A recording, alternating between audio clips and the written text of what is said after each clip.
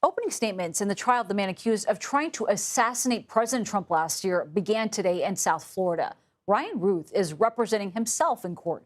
Prosecutors claim the 59-year-old hid with a rifle near Trump's golf course in West Palm Beach last September.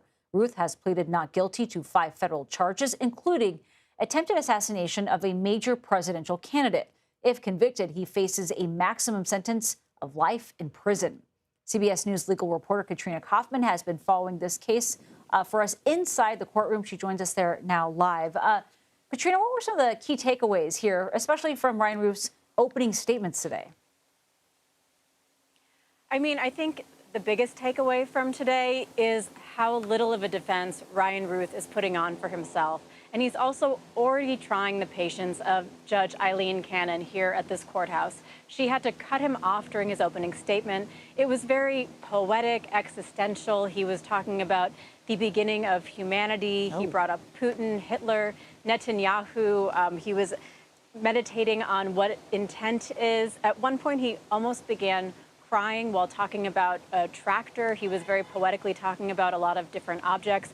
But it was when he said, "So no, this case means absolutely nothing," that the prosecution objected, and she finally just ended his opening statement. Partway through, she had stopped him, tried to put him back on track, and told him he couldn't make a mockery of this courthouse, but then he continued along those lines, so he didn't get to actually finish those. Sounds like quite the wild day out there, Katrina. On top of all that, I understand quite an interesting exchange also between Routh and a Secret Service agent who was there on duty the day that this attempted assassination happened. Can you tell us more about that? Yeah, this was striking to see. First of all, when Routh got up to cross-examine him, he started by saying, "Good to see you, sir. Is it good to be alive?" The man, Robert Furcano, said yes, and Routh said, "Right on." And just for context, Furcano had found Routh with a gun along the perimeter of Trump's golf course and says that Routh pointed it at him. And he said this multiple times while Routh was examining him, which was striking because he was saying "you" to the attorney asking him questions, essentially.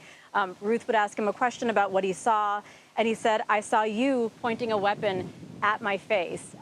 Routh also said to him, if the defendant wanted to cause you harm, he could have.